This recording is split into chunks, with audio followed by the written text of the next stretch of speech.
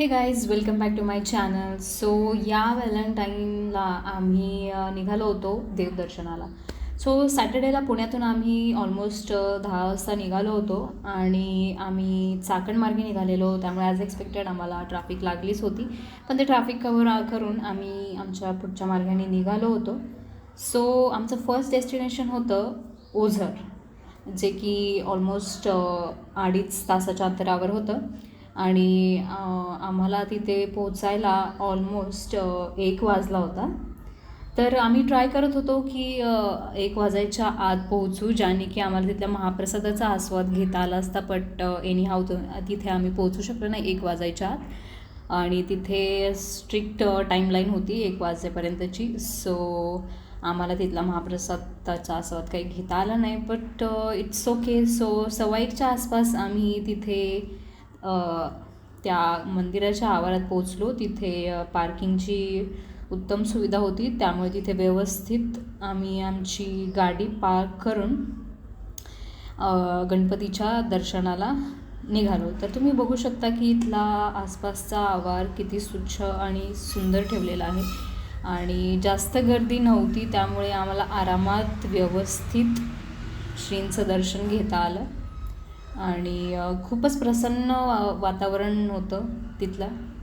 आणि तुम्ही व्हिडिओत पुढे पाहू शकता की तिथला मंदिराचं जो एक प्रवेशद्वार आहे, जी एंट्रन्स आहे, खूपच सुंदररित्या सजवलेली आहे. तिथे लावलेले झुंबर आणि सगळ्या लाईट्समुळे खूपच सुंदर दिसत होतं ते. तर तिथल्याच एका फुलाच्या दुकानातून आम्ही गणपतीची आवडतीच्या जास्वंदीच्या फुलाची माळ आणि दुर्वा घेतले आणि मंदिरात प्रवेश केला. की जर तुम्ही जसं बघू शकता की इथे स्पष्ट लावलेली आहे सूचना की इथे फोटो काढण्यास मनाई आहे, त्यामुळे मी जास्त श्रींचे फोटो आणि व्हिडिओज घेतले नाहीत. मंदिराच्या आसपासचाच एरिया कवर केला व्हिडिओमध्ये आणि तिथे आम्ही थोडा वेळ बसून राहिलो. जसं की तुम्ही बघू शकता की या मंदिराचं पूर्ण बांधकाम हे दगडातलं आहे खूपच, आणि कोरीव काम त्याच्यावर केलेलं आहे. खूपच सुबक आणि सुंदर असं हे मंदिर आहे आणि तिथे मी त्यामुळे त्याचे खूप सारे सिनेमॅटिक व्हिडिओज घेण्याचा प्रयत्न केला, जे की ऑब्व्हियसली मला या व्लॉगमध्ये टाकायचे होते. तिथे थोडा वेळ आम्ही वेळ घालवला आणि फोटोज वगैरे काढून तिथून निघालो. आणि बाहेर पडताच ॲज जेवणाचा टाईम झालेला, त्यामुळे लांब कुठे न जाता तिथल्याच एका श्रीदत्त हॉटेलमध्ये आम्ही जेवण्याचा निर्णय घेतला. तर I will definitely guys recommend you to की ते आसपास आवारात तुम्ही न जेवता कुठे दूर गेला तरी चालेल, कारण ही जी पिठलं आम्ही घेतलं होतं ते आम्हाला 180ला पडलेलं आणि जी व्हेज थाळी होती ती ऑलमोस्ट 300ची होती. तर तिथे जेवण झाल्यानंतर आम्ही पुढे ते शेजारीच मंदिराचं एक तळं होतं, तिथे जाऊन थोडा वेळ बसलो. खूपच मस्त वाटत होतं झाडाखाली बसून. ऑलमोस्ट झोपच येत होती जेवल्यानंतर. बट आम्हाला नेक्स्ट जो आमचं डेस्टिनेशन होतं, जे की होतं लेण्याद्री, तिथे जायचं होतं. त्यामुळे आम्ही जास्त काही टाईमपास न करता आम्ही पुढच्या वाटचालीला सुरुवात केली. तर आम्ही आता निघालो होतो आमच्या हॉटेलकडे, जे की होतं फुल गुलाब.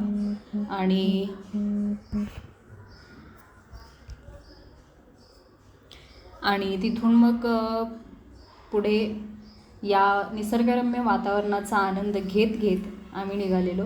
तर फुल गुलाबचं बुकिंग आम्ही केलं होतं bookings.com थ्रू, जे की 1800 होतं, पण डिस्काउंट वगैरे करून आम्हाला 1500पर्यंत पडलं.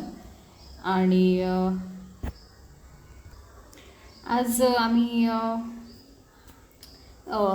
देवदर्शनाला गेलो होतो, तरी आम्हाला जास्त रस्त्यावर अशी म्हणावी तशी गर्दी भेटली नाही.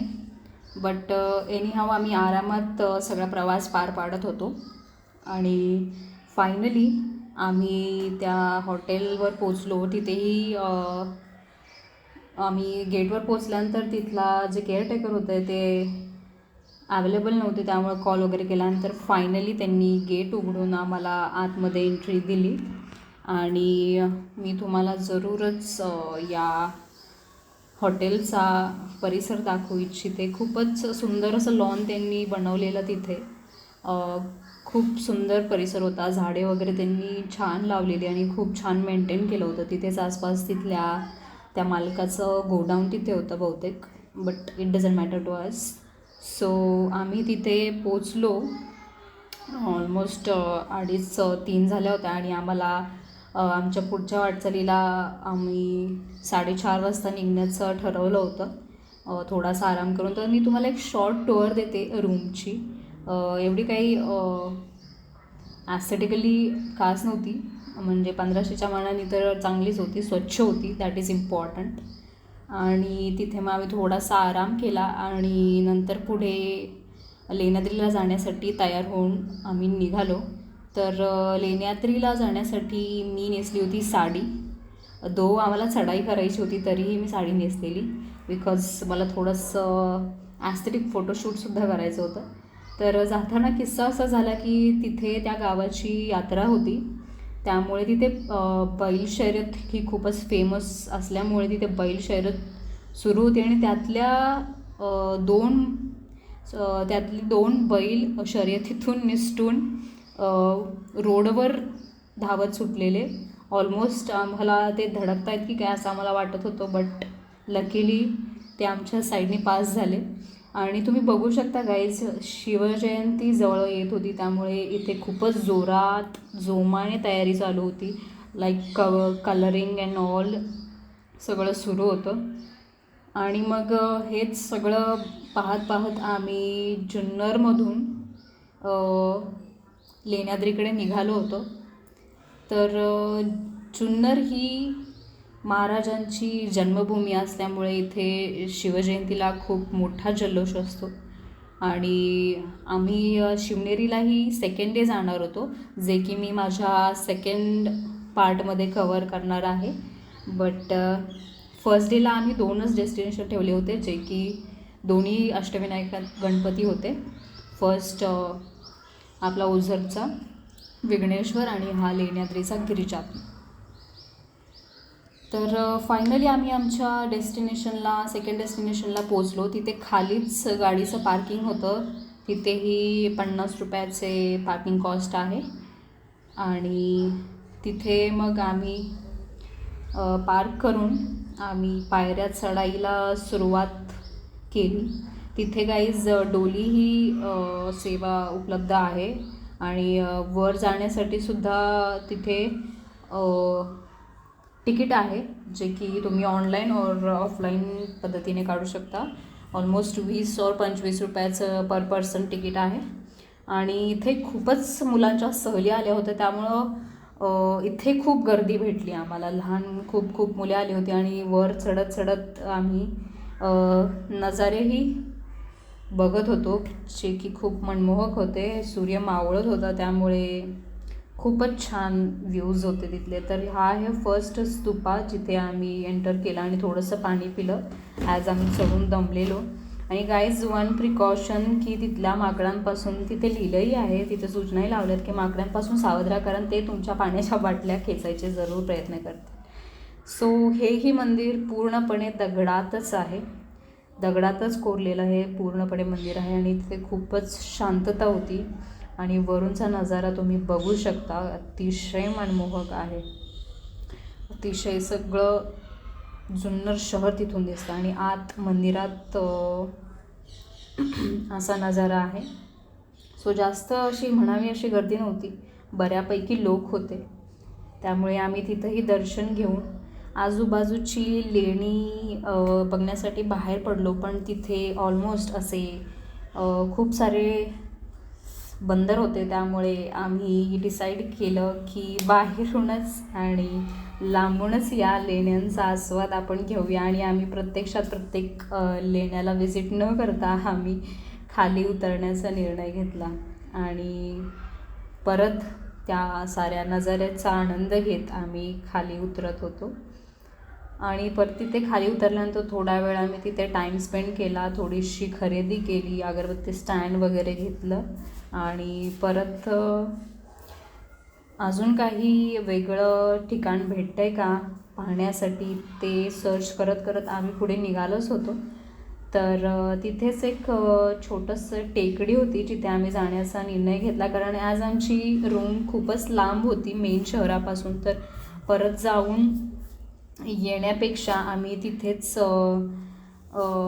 थोडासा टाईमपास करून जेवून आम्हाला परत जायचं होतं रूमवर. सो आम्ही तिथे जवळच असलेल्या टेकडीवर जाणार होतो. हा समोर जो दिसतो आहे तो शिवनेरी किल्ला आहे गाईज, जिथे आम्ही उद्या जाणार होतो, म्हणजे सेकंड डे. सर त्या टेकडीकडे जात असताना खूपच छान असा रोड होता त्याच्या आसपास, आणि खूप सारे लोक इव्हनिंग वॉकसाठी आले होते मायामध्ये. संध्याकाळ होत होती त्यामुळे, आणि आम्ही तिथे गेलो आणि तिथे जाऊन आम्ही टाईम स्पेंड केला, बसून राहिलो खूप वेळ. तर तुम्ही बघू शकता गाईज, संध्याकाळ होत होती, सगळ्या लाईटा लागत होत्या आणि तिथले जे रोड साईड लाईट्स होते ते खूपच छान दिसत होते आणि पूर्ण शहरातली लाईटिंगसुद्धा दिसत होती. तर आमच्या तिथल्या हॉटेलमधल्या केअरटेकरने आम्हाला एक सद्गुरू हॉटेल रेकमेंड केलं होतं, पण आम्हाला जास्त भूक नसल्यामुळे आम्ही तिथे शेजारी असलेल्या एका कॅफेत गेलो, जो की होता प्राईम कॅफे. जास्त अशी गर्दी नव्हतीच, आम्ही दोघंच होतो त्या कॅफेमध्ये.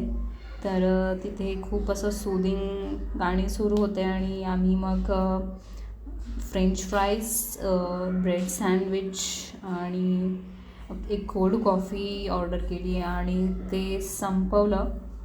खूपच छान दिलं होतं सगळं त्यांनी, टेस्ट वॉज रिली गुड. आणि आम्ही जेवूनच ऑलमोस्ट 7:15 7:30लाच परत रूमवर निघालो होतो आणि ठरवलं की मग रूमवर जाऊन थोडासा तिथे वेळ घालूया. तर परत आम्ही गेटवर पोचलो आणि परत केअरटेकरला कॉल करून फायनली ते आले आणि त्यांनी गेट उघडलं आणि मग आम्ही फ्रेश वगैरे होऊन थोडासा तिथे टाईम स्पेंड करणार होतो. आम्ही बॅडमिंटनही नेलं होतं, पण तेवढी आमची कॅपॅसिटी नव्हती बॅडमिंटन खेळायची, त्यामुळे आम्ही रूमवर गेलो आणि आराम केला.